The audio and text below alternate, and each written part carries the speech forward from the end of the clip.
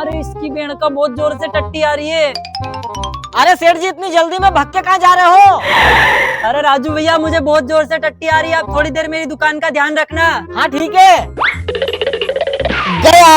हाँ मेरी जान, इससे अच्छा मौका नहीं मिलेगा इसकी दुकान में चोरी करने का। हेलो भाई जल्दी से आ जा, एक की दुकान पे चोरी करना है।